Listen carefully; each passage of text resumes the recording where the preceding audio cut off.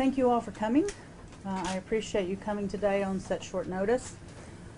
What we are here today to talk about is obviously the officer-involved shooting with Officer Dylan Williams with the Knoxville Police Department and Channara Tom Philly Pheap back on August the 26th of 2019. Typically, we do not have a press conference in cases like this. I want to talk about typically what we do when we review an officer-involved shooting. What the typical procedure is that when we do a case, at the end of the case, when we make a determination to either charge or not charge, what happens is we send a letter, a declination letter if we're not charging, to the heads of both agencies, both the investigative agency and to the head of the agency that employed the officer who was involved in the shooting. That letter typically goes out to those chiefs and sheriffs. Sometimes we attach a memo, an internal memo that we do in these cases to that letter. Sometimes we do not. But typically that's what happens, and then you guys become aware because the letter has gone out doing the declination of prosecution. In this case, we felt that it was just a little different, that this was a case that we needed to treat differently, and really for three reasons. Really because of the amount of community attention that this case has garnered, for one. Secondly, really because of the misinformation that's out there, the inaccurate information that has circulated around our community involving the shooting. And thirdly, I wanted to do this to stay consistent with my policy of being as transparent as I can be, as quickly as I can be with the community and explaining my decisions. Another thing you need to know is that we have prepared a packet of information for you. You will each be receiving that packet at the end of this press conference. It contains a couple of things. It contains a copy of the PowerPoint that you are fixing to see. It also contains a copy of the very detailed interoffice memo that we did detailing the facts and the law and its application in this particular case. You will also have attached to that memo an addendum which will include a bullet point synopsis of eyewitness statements in this case. So you should all leave with that completed packet. We have those and we will hand those out to you so you can take those back with you. This particular case was prepared in our major crimes unit, our homicide unit. We treat all these cases as homicides, and this particular case was done by Shawn Mcdermott. I want to thank him for his tireless dedication in this case, the work that he put in. He did a fantastic job of turning over every rock, as it would be in this case, to make sure that we had every bit of testimony, evidence, everything that we needed in this particular case to make the right determination. So that memo is in great part his work that you'll be receiving later today. I also need you to know that we have spoken to the Pheap family. As in these cases, we like to sit down with the family, give them notice before we give you notice as to what is happening. That meeting took place earlier today. We met with, in this particular case, the family is represented by 2 local attorneys. We met with those attorneys and spoke with family members in Rhode Island by phone. And we also spoke with the mother of Mr. Pheap's child. She was here in the office when we did the phone call. So we had that meeting earlier today. I wanted you to know that they are aware prior to this press conference taking place. Okay, the role of the district attorney in reviewing one of these cases is simply to determine whether or not a crime has been committed. We determine whether or not this was a homicide. This was clearly a homicide. We determine whether it was a justifiable homicide or not. So that is our role. We, in this community, use an outside law enforcement agency to do investigative shootings. You know that in this particular case it was a KPD shooting. Officer Dylan Williams was a KPD officer, so therefore the Sheriff's Department, Knox County Sheriff's Department, investigated this case. So what I want to do is go through that case with you and explain to you everything we had to make our determination. This is a list of the evidence that we reviewed in this case. As you can see, it is a long list. We will cover most of this in the presentation today. What we don't cover is all covered in the memo, so I won't take time to go through that list and with you as it's up. I'll just talk about it as we go through the presentation, so I wanted you to be aware of kind of some of the things that we looked at so that you would know that this was an exhaustive search. On 8/26, Mr. Pheap was driving a gold sedan. He was on Baxter Avenue. He hit another vehicle on Baxter Avenue at Elm Street.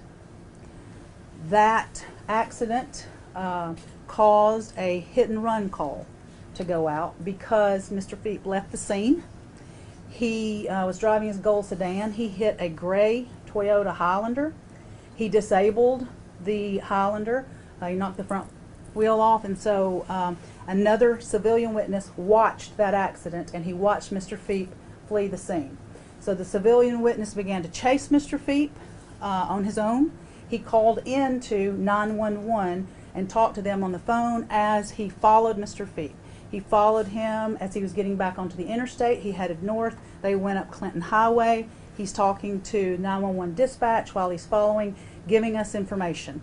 What he did was he gave information to 911 that described the vehicle. He identified the license plate.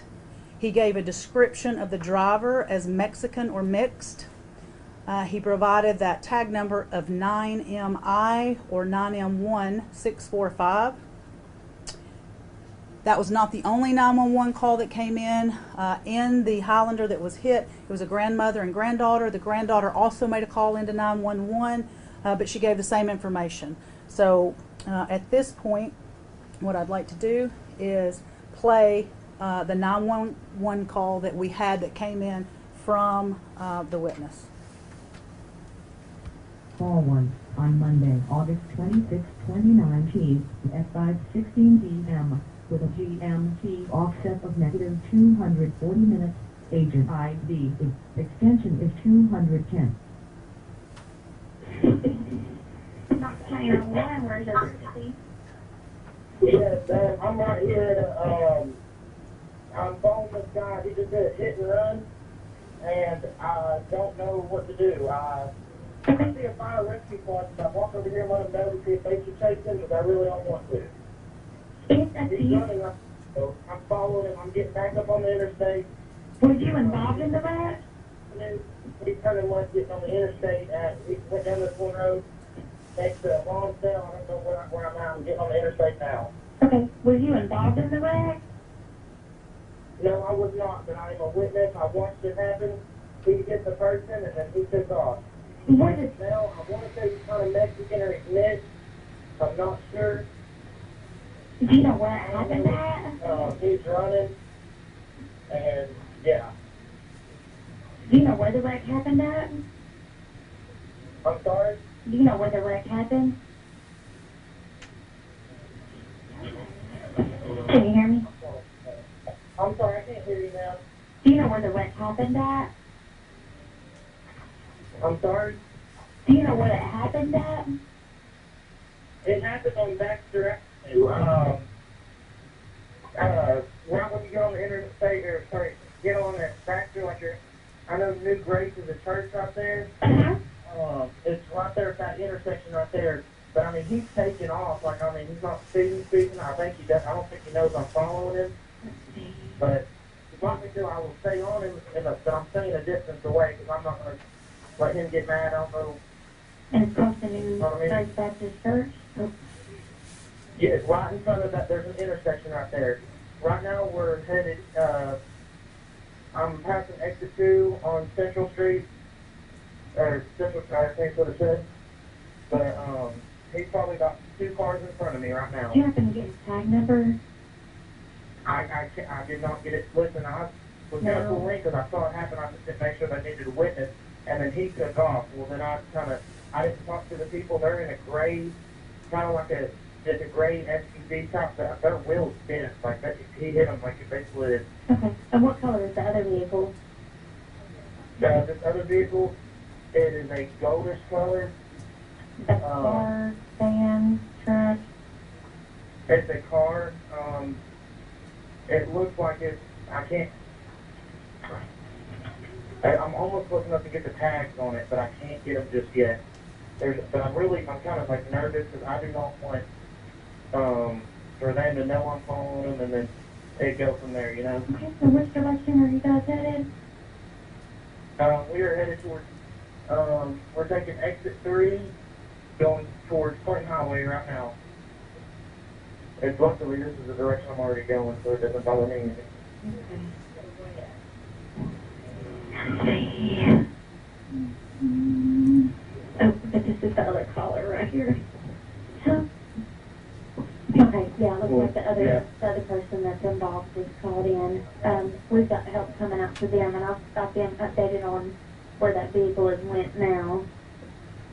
Do you want to leave your name for a I'm going to witness? go come to. What? Do you want to leave your name for a witness? That's not, is it alright? Because I don't want y'all to lose, because he's going to start running once he gets on Clinton Highway. Yeah. I mean, I'll stay We on the don't- phone if that's what I'm going. We don't advise you to follow them in case they do cause another wreck, but I mean, I'll stay a good distance away. I'm not like on him. Like, he doesn't know I'm following him. You can tell, because otherwise he just took off from me. okay. We're, right now we're passing Clayton, on Clinton Highway.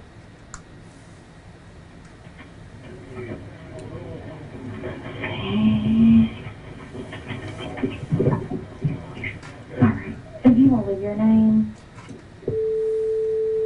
His license plate is 9MI6Y5. you said 9MI695? 6Y5. 6Y5. Okay.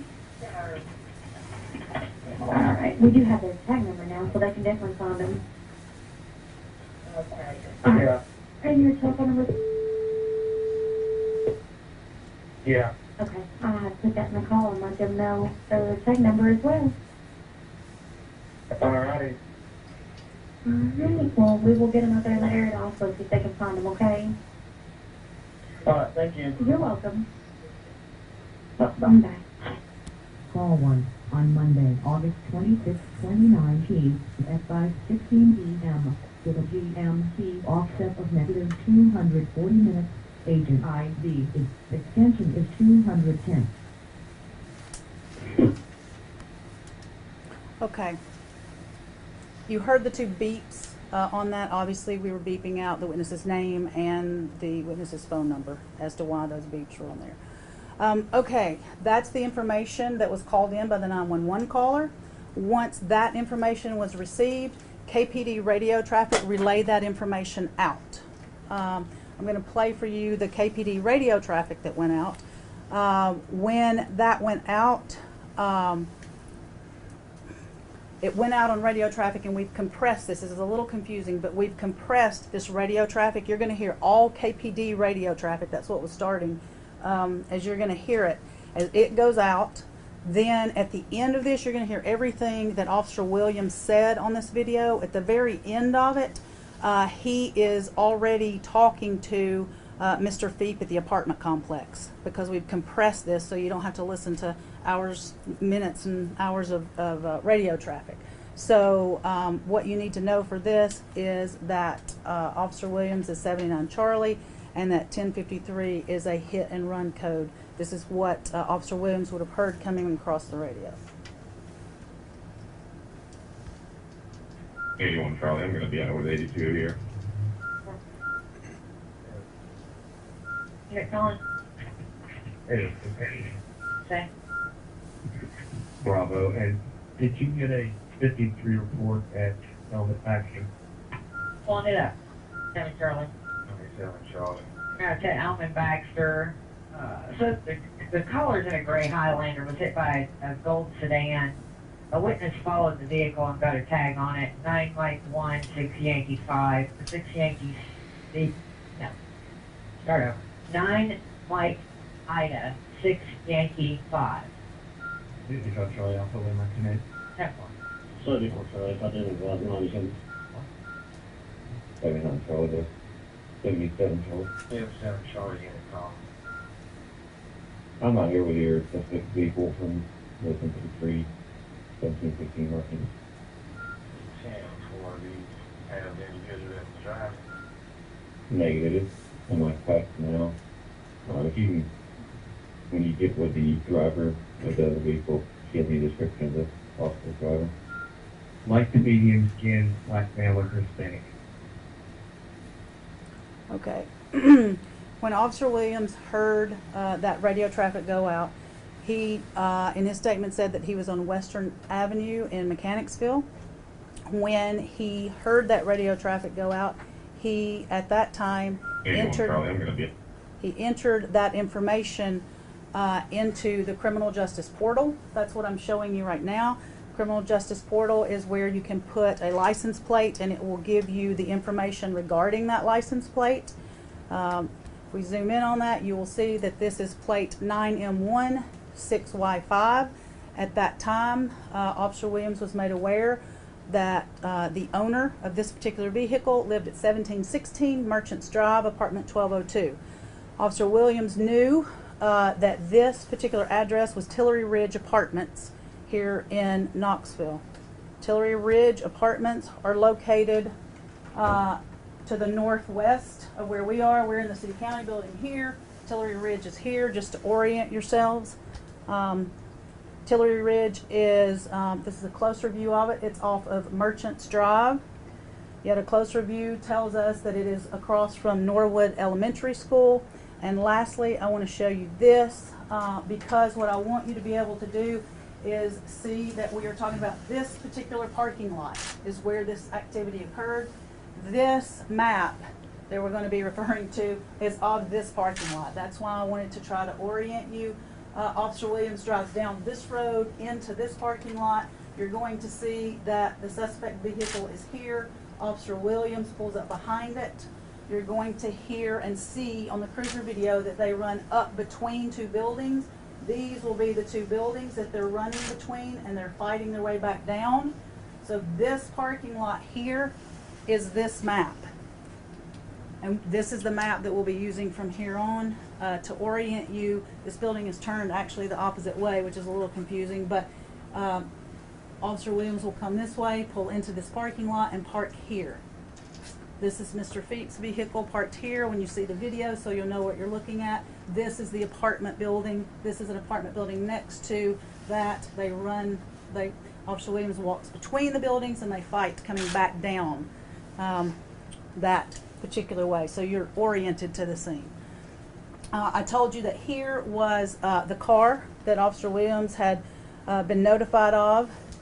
Here is a picture of the car as it sat in the parking lot. These are crime scene photos. You'll notice that the tag is in fact 9M1 6Y5. The car did have front end damage as it sat in the parking lot. This is obviously proof of the front end damage. This is our, once again, our photo that we'll be referring to so you can see what happened. You'll also see where witnesses were located and where forensic proof is located later during the presentation on this. All right, at this point I'm going to play the cruiser video. I want to warn you that there is some graphic, strong language on the cruiser video. The shooting does not occur on video. It does occur on audio though, so you will hear it. So for press purposes, I just want to make you aware of that as we show the video. The video will be shot from this perspective. This is where his car is parked, and you will be seeing video shooting because Officer Williams had a dash cam in his 2014 Tahoe.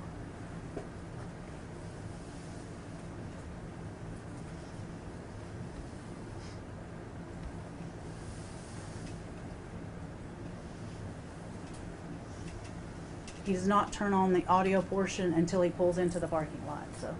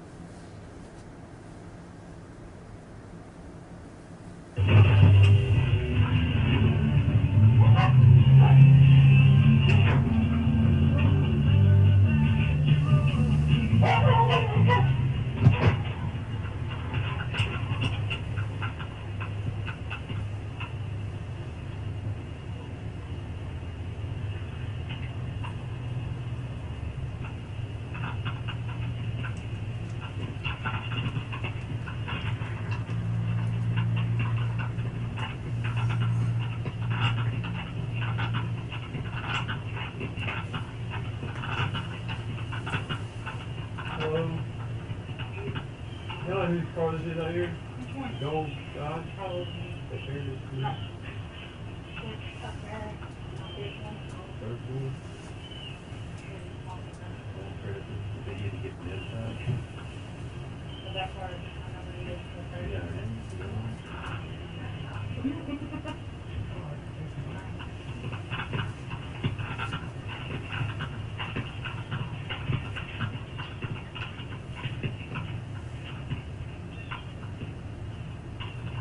As Officer Williams goes around the building, he encounters Mr. Pheap, and you will hear that encounter. Hi. Hi, did you drive a car down here? I'm not here with your vehicle. This is 53, 1715 working. You got a car there? I'm just my wallet. Okay. Your ID?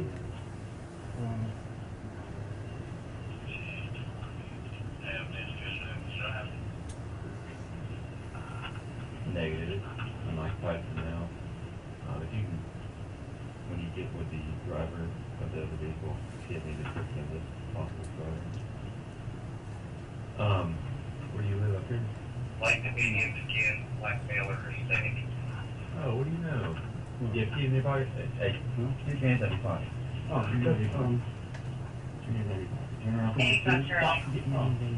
Pocket. Do you have a key there? 1046. no. Do you have 40 keys West in of there? Mississippi. Good The Indian Florida Hey, you got Sheriff, I checked real quick. Um, Okay, good. Arms up.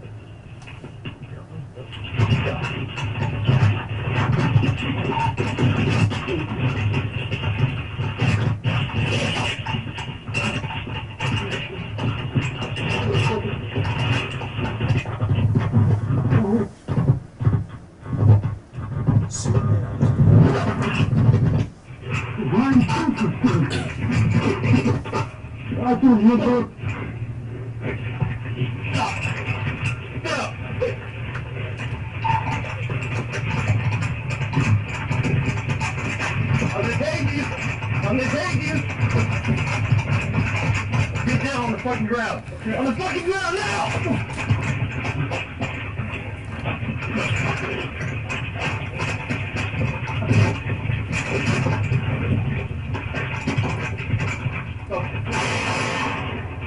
Stop it!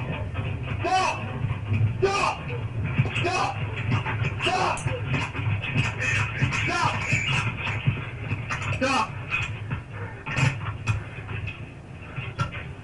7-9 Charlie. Go ahead down. Shots fired. Suspect down. Get your arms out. Location. I'm at Channara Ridge, the first lot, start 47. He took my taser, tried to tase me.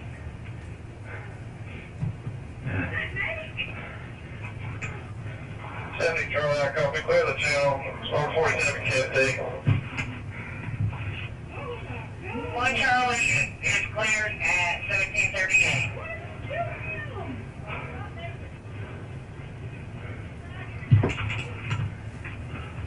Do y'all see any of this, ma'am? Man, he took my taser and tased me, okay? 70 to 79. Are you Code J? Yeah, I'm Code J. I'm here with the suspect. Okay.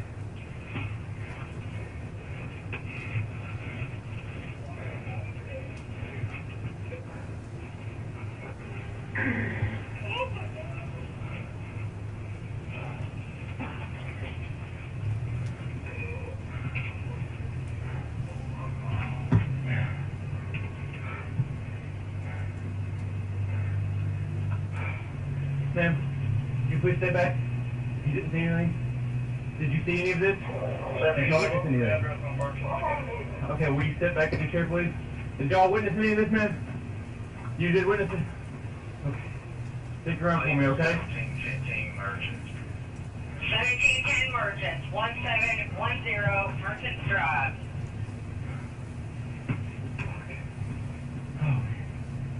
Can you give me a call?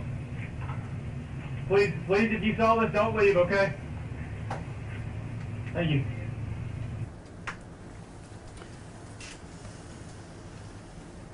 Okay.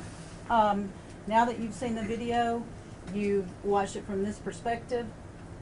He walks up, talks to witnesses located here, goes around the building. The fight comes back down through here, which is seen on camera. Then they leave the camera and they come over to this area, which is really the area in question where I think the bulk of the incident that we need to talk about today took place. In determining whether or not this was in fact a justifiable shooting, we needed to look at different things, and the bulk of what we looked at was eyewitness accounts and forensic proof. When the shooting first occurred, the Sheriff's Department canvassed the area, talked to everyone there. Throughout that canvass, they ended up determining that there were in fact 5 people who actually witnessed this event. Those 5 people were located here. There were 3 people here in this apartment and out on this porch, as you saw on the video. There were 2 people next door in this particular apartment. They were inside, but they were looking out through a window. So there at the scene, we were able to go back and talk to 5 witnesses. The Sheriff's Department interviewed 5 eyewitnesses that told us what had happened. This event, as you can tell by listening to the audio and watching the cruiser video, was very traumatic. It happened very quickly. There are 5 witnesses who saw it. Their statements are somewhat contradictory. Some of them contradict themselves within their own statements. We have included those statements in your packet. You have them in an addendum at the end of your memo. The totality of what these witnesses said, even though small details differed, was that Mr. Pheap continued to pursue the officer. And the other thing one of the witnesses said was just spontaneously on her own, it just wasn't that officer's fault. So even though the witnesses all saw different types of things, you can take their statements and look at them in great detail. The overall perspective of what they say happened matches with both the forensic proof and with Officer Williams' statement. In order to determine whether or not this is a justifiable shoot, I have to review it both subjectively and objectively to be able to determine whether or not Officer Williams was in imminent fear for his life. That's the standard. In order to determine subjectively what he was thinking, the best evidence for that is his statement telling us what was going through his mind at the time that he fired on Mr. Pheap. So I just want to tell you a little bit about what he said in his statement.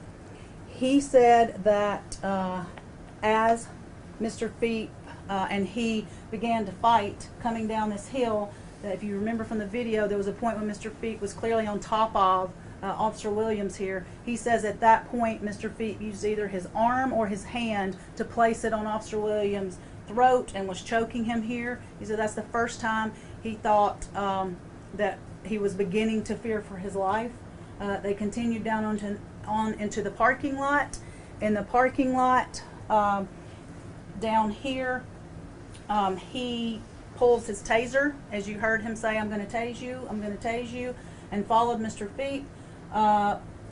Mr. Williams' statement and the witness's statement all confirm that they came back to this area, that Mr. Pheap stopped, that Officer Williams had the taser pulled on him, and as Officer Williams was pointing the taser at Mr. Pheap lunged forward and grabbed the end of the taser. They began to fight over the taser, according to Officer Williams. In this area, as they were fighting over the taser, he began to try to move over to his rear passenger door to let his dog out. He's a canine officer, so he had Nash, his dog, in this car. So as they're fighting, he moves towards the car. He, in his statement, says that he believes that's the time during the tussle that when he divided his attention trying to get to the door handle, that Mr. Pheap was able to actually take the taser away from him. And he says at this point that Mr. Pheap took the taser, pointed it at him, and fired. Several of the witness statements corroborate that. So does physical proof, which I will show you in a moment. But at the time that the taser is fired at Officer Williams, to get subjectively into his mind, to know what his statement says about his thoughts were, he said, I thought he was going to kill me. I thought he's going to shoot this at me. He's going to incapacitate me, and he's going to be able to take my gun and shoot me. I had time to think. I'm going to die, and thinking about my wife and kid that I'm never going to see again. So that is what was going through my mind. I think this is it. I have to end this threat as soon as I can, because one split second and he could either be on top of me and overpower me, or he could pull that trigger again and pull the taser again, and it only takes that much. So his statement is that he was being tased at the time, therefore he was in fear for his life, and that is when he returned fire. The 5 witness statements in totality corroborate that. One thing that I want to address also is, we've talked about the eyewitness statements, and you have copies of those. There were 3 other statements given in this case that I want to address, and those are statements that have been released to the media. There were 3 individuals who gave statements to the media that we have reached out to. One is Denzel Grant. He gave a statement to the media saying that when the young man tried to run away from the law enforcement officer, that's when the shots were fired. We have talked with Mr. Grant. He has told us and confirmed he was not there when the shooting occurred. He came to the scene afterwards, was merely repeating things he'd heard. Another eyewitness that concerned us was to Kenya Hyatt. We wanted to make sure that we reached out to every single person that would have known anything about this. When we tried to talk to her, she refused to talk to us. But she did tell the media at some point that she saw 2 bullet holes in the back of Mr. Pheap. The forensic proof does not bear that out, and we have Dr. Darinka Malusnik-Polchin here to go over that forensic proof with you in just a moment. The third person that released information to the media that has been reported was Mr. Billy Johns Jr. He made a statement saying that he witnessed this event and that Mr. Pheap didn't look scared.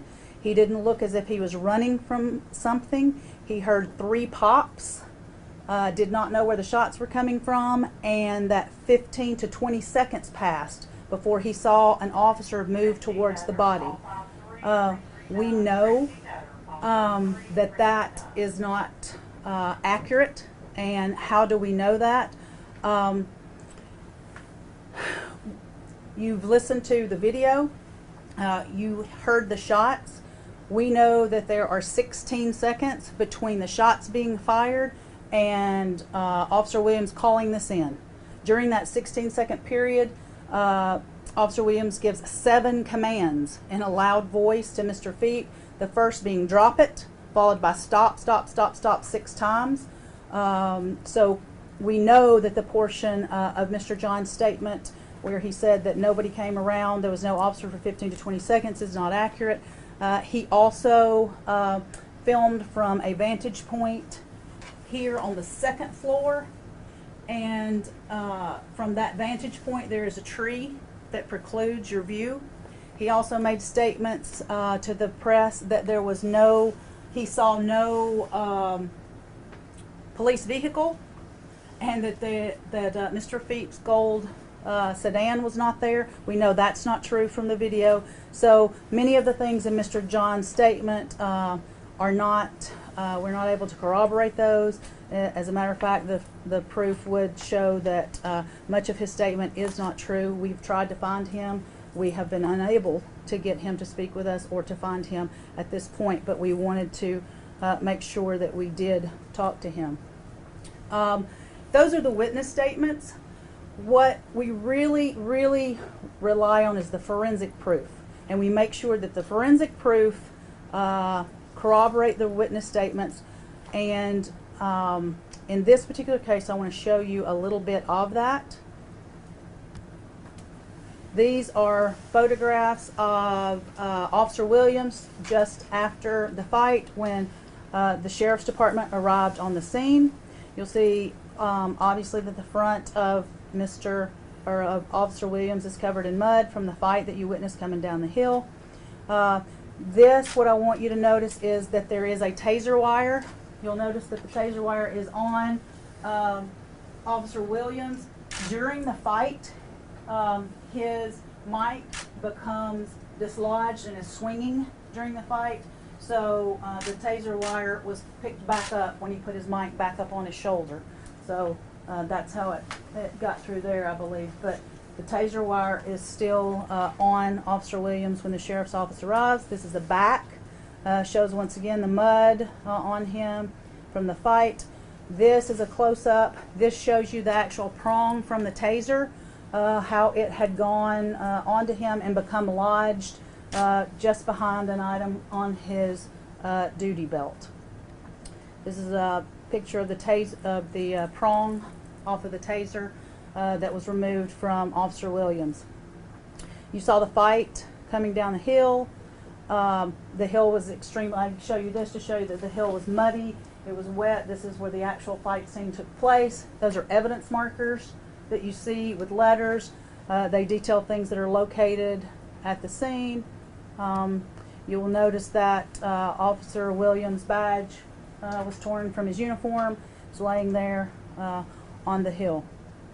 What I really want to focus on is this area down here where we know things happened. There are three significant markers. You'll see O, P, and Q. We know from the forensic proof that between these markers, O, P, and Q, is where the actual shooting took place. I want to tell you what these things are. O is the taser trigger mechanism. This is what the taser that Officer Williams was carrying. I'm going to tell you a little bit about a taser and how it works. This is a taser just like the KPD is issued. The taser is kept off. When a taser is switched on and put in to a mode where it is active, it downloads. We have the downloads from this particular taser in this particular case. We know that this taser was on for a total of 20 seconds. It was on for 15 seconds, and then it was actually fired for the last 5 seconds of that 20 seconds. When a taser is fired, this front part, the cartridge, opens. These green things are doors, blast doors on the front. This cartridge does come off of the taser trigger mechanism.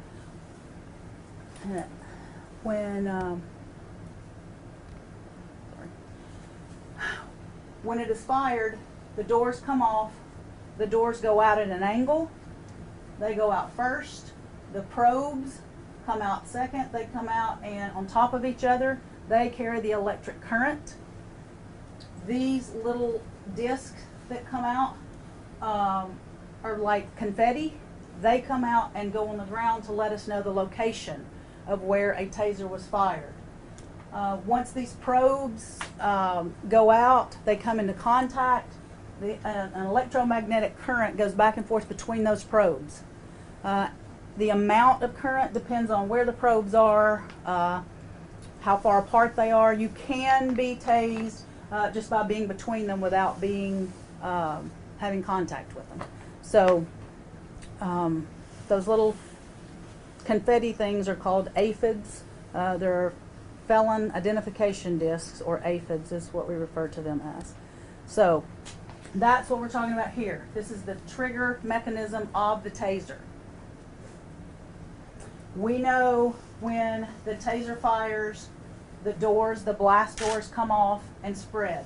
So we know that P and Q are the blast doors. You'll see that P is one of the green blast doors. You'll also see that Q is one of the blast doors. When they come off, they go out at an angle. Therefore, we know that here at O is where the taser was when it was fired, because we know that the blast doors went out in this direction. We also know that Officer Williams, while he was being tased, would have to be located between P and Q. And we know that Mr. Pheap had to have the taser in his hand to be able to deploy the electricity, so we know that he was located here. So we know this is where Mr. Pheap and Officer Williams were located when the shots were fired. We base that upon the taser, the blast doors. I also want to show you a couple of those little aphids by Q. They're very tiny and hard to see. Here is a pink aphid. As we blow that up, you can see where that is. Here is Q again. Once again, Q is here. This particular police car was not there during the time. This is a county car or a city car that's come up after the actual shooting. But there is Q once again with more aphids around it. So we know that the taser was fired here. We know that Officer Williams was hit with the taser in here, and Mr. Pheap dropped the taser in this location.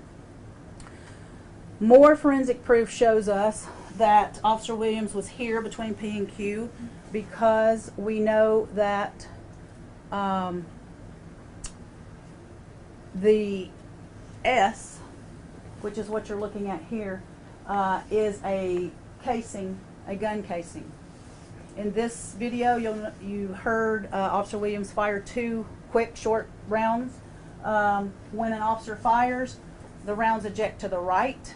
So we know that this casing ejected to the right. So we know at the time that he fired, he had to be pointed in this direction towards O. The casing coming out to the right, landing here just beside this fence.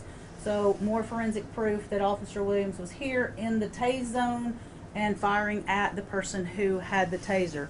It's also worth noting that that Mr. Pheap had no tase marks on him, too. This is just a closer up of where we found the shell casing and what the shell casing looked like.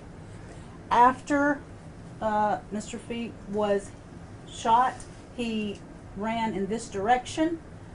He ran around this dumpster, and he ended up on this side of the dumpster. Here is a picture of that where he ran. These markers, once again, are evidence markers A through E. Those are all blood splatterings as he was running. That blood has been tested by the TBI, and that blood did come back to Mr. Pheap, so we know that it is his blood. This is F. It's located just here at the corner of the dumpster. And what F is the cartridge off of the front of that taser. It's located here. In a closer photo, you can see that that's what it is, and it's hung just here. The taser wires, as you can see in this photo coming out, were attached on the other end to Officer Williams, as you saw. So what has happened is, as Mr. Pheap has run, Officer Williams, more forensic proof that he followed this way. He had the taser wires on him. The cartridge had become disengaged from the taser, and as he rounded this corner, chasing Mr. Pheap, we believe that dragging the cartridge caught on the corner and the wires broke, and that's why the cartridge is located there. Just to show you a completion of the trip around, this is where Mr. Pheap ended up, and those are evidence markers around him, G, H, and I. This is evidence marker I, located just beside Mr. Pheap. You see it on the screen. It has a cigarette pack, and it has foil, rolled up foil. That foil had a brown residue in it. We sent that off to have that tested. Some of the eyewitnesses told us that Mr. Pheap was throwing things from his pocket just before he went down. So there were several things laying around him. This we sent to the TBI lab to have that substance in that tin foil tested, and that substance came back. Here's a report showing that the substance was cocaine, which may explain some of why perhaps Mr. Pheap was running from the police. We also had the cartridge, the Taser cartridge. It was hung up here, F, tested by the TBI, as well as the Taser for any DNA. What we found was on the Taser firing mechanism, there was a mixture of 2 DNAs, not enough to identify anyone, but one of the DNAs was male. And we also found that on F, the Taser cartridge itself, the front part, it was only Mr. Pheap's DNA. So there was his DNA on the front of the cartridge, which is more forensic proof supporting the theory that he grabbed the front of the Taser as he took it away from Officer Williams. The witness statements, the forensic evidence that I've gone over are 2 of the main things that we looked at. The third piece was the trajectory of the bullet, and that was what came from the Regional Forensic Center. Dr. Malusnik is now going to tell us about the autopsy and bullet trajectory, so we can talk about that piece.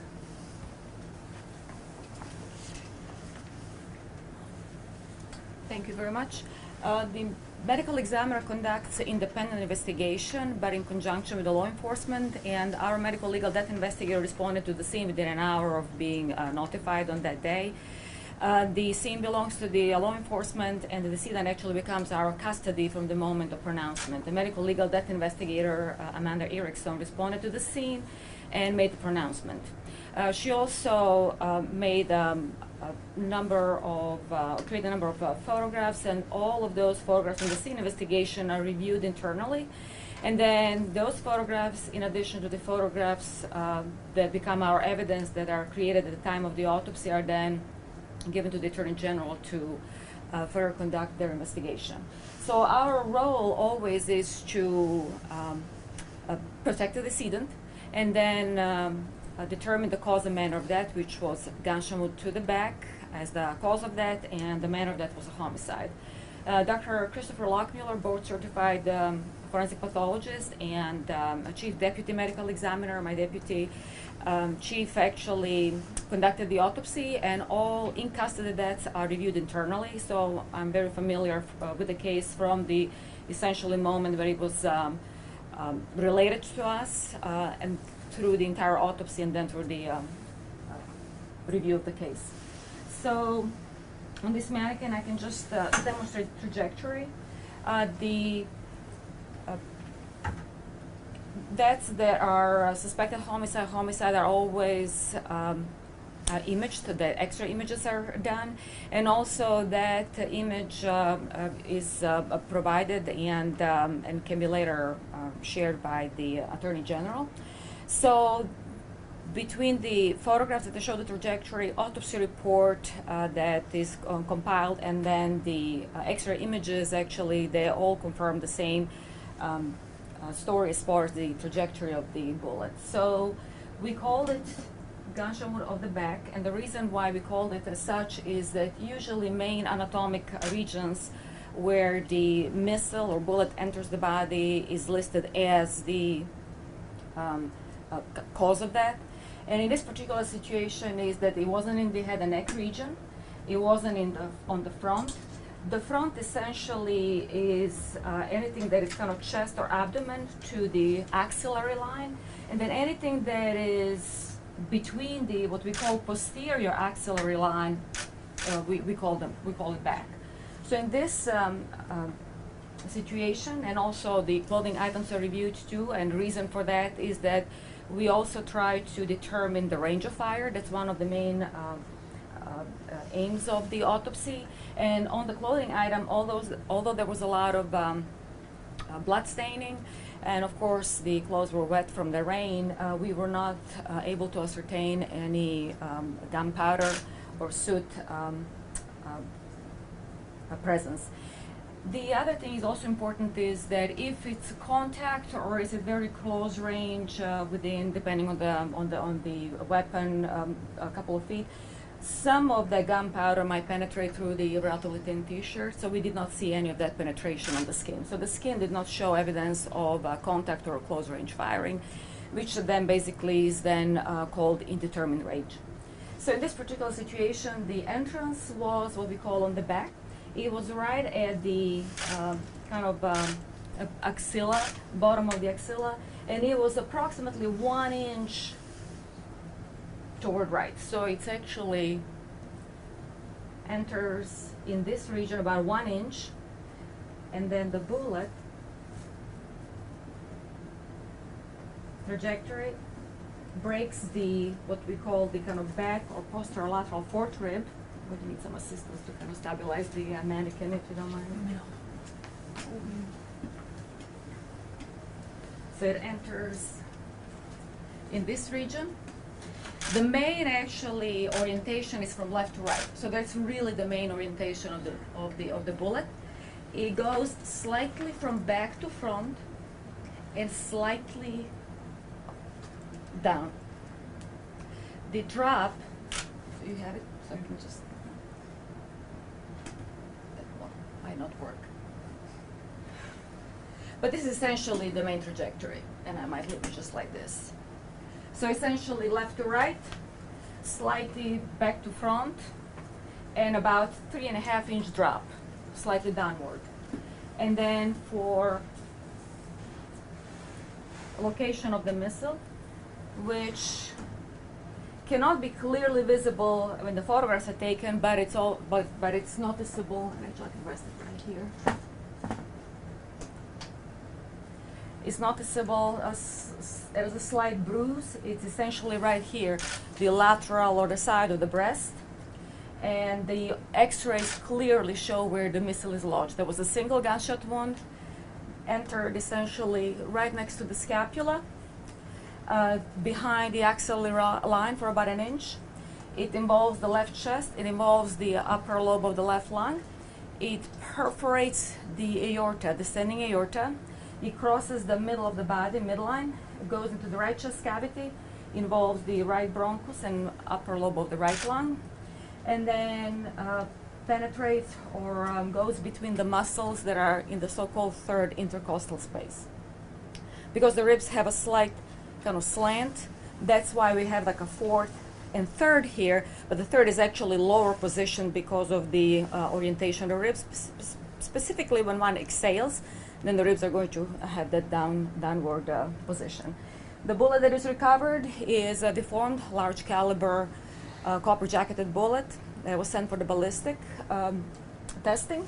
And there was one fragment, lead fragment, that was recovered from the right chest cavity. There was a lot of blood in the left chest cavity. There was a lot of blood in the right chest cavity. Essentially, exsanguination due to the bullet wounds was the main mechanism of that. And the, again, trajectory is mainly left to right, slightly back to front, and slightly downward. The missile is then sealed by the forensic pathologist and sent to the Tennessee Bureau of Investigation for ballistic testing. Was there toxicology? Could you talk about Absolutely, yes. Every case, especially homicide, suspected homicide, is going to have toxicology performed. We collected the blood specimen from the femoral vessels, which is the best specimen to demonstrate what is in the system at the time of death. And that was also sent to Tennessee Bureau of Investigation, just like all the other evidence that is photographed, sealed, and then sent as evidence to them for testing. And those results did come back, and I believe we have results to share with you. I'll just hit this. You can make sure it's in the right place. Before I hit the arrow. There you go. So what's presented here, 3 different specimens are sent. Blood sample from the femoral vessels, urine sample, and vitreous sample. Vitreous sample is the fluid from the eyes that is frequently used just for confirmation of certain results, especially alcohol. And 001 specimen is blood, and you can see here that it's positive for cocaine. The second and third substance here, anhydroagonine methyl ester and agonine methyl ester are actually metabolites or breakdown products of cocaine. And then we have levamisole, which is actually a very interesting compound because that's the most frequent adulterant or agent that the cocaine is cut with to, I guess, increase the volume and increase the value for the distributor.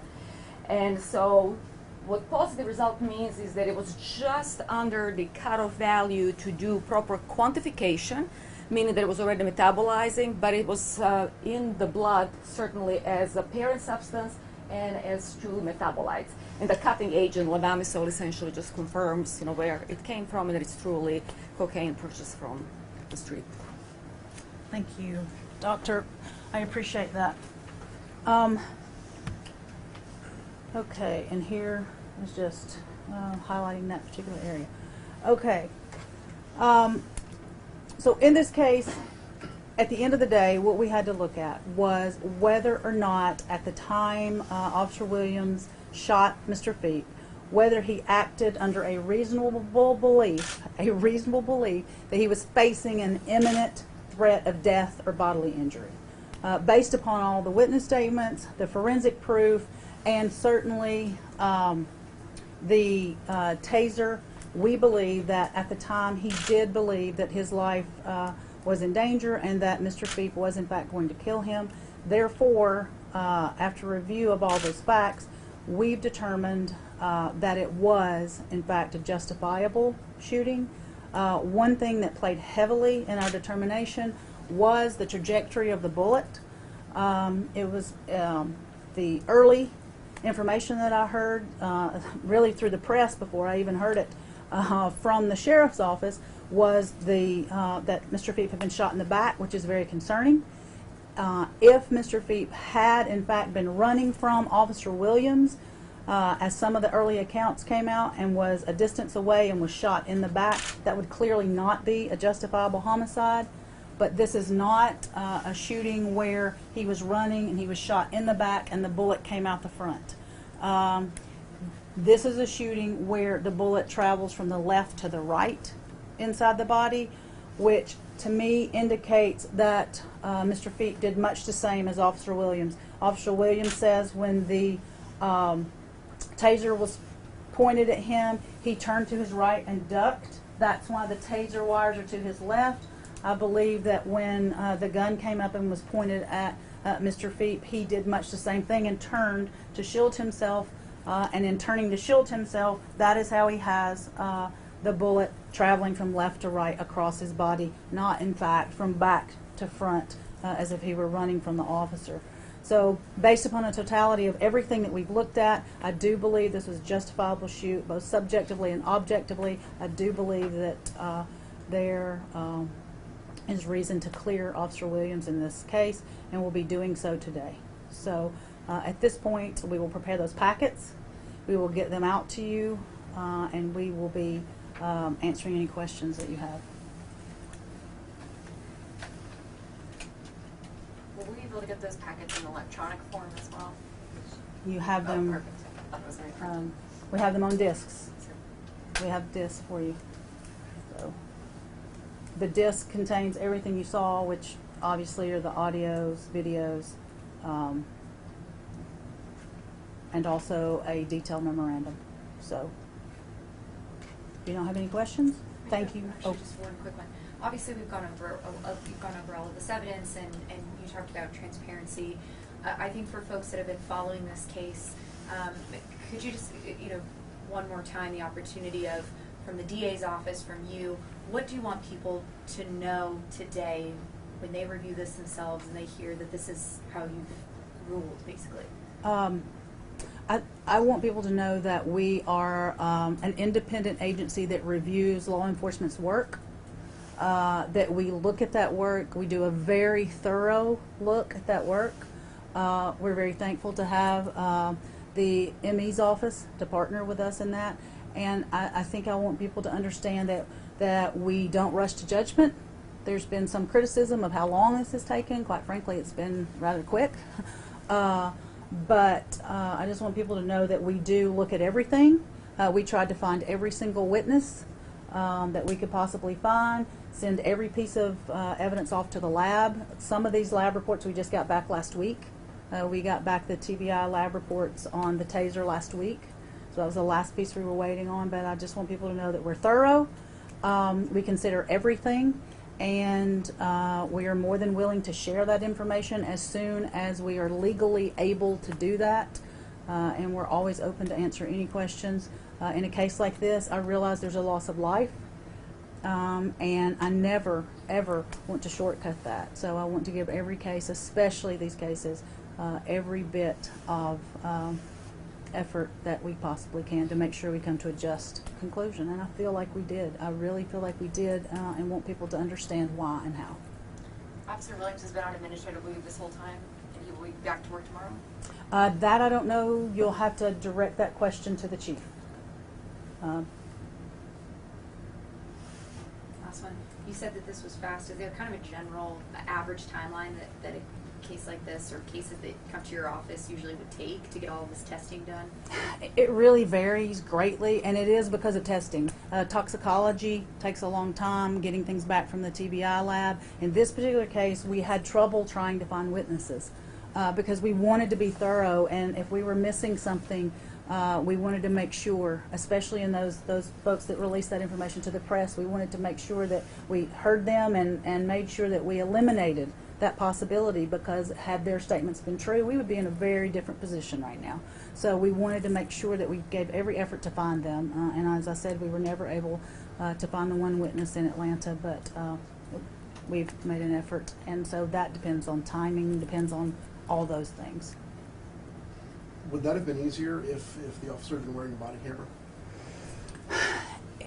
Well, it's hard to tell. What we want is the most and the best evidence we can possibly get. Yes, body cams present good evidence. However, in this case, we had a cruiser video, which in this particular case might have given us better evidence than a body cam, because as you remember seeing, Officer Williams' mic was ripped from his body and it was swinging and hanging during the fight. So in this particular case, if he had on a body cam, I wonder really what we would have gotten from the body cam, because it would have become dislodged, probably covered in mud. But certainly, we like any evidence we can get, the more the better. So we are in favor of body cams, dash cams, all the evidence we can possibly obtain to make a fair and just determination.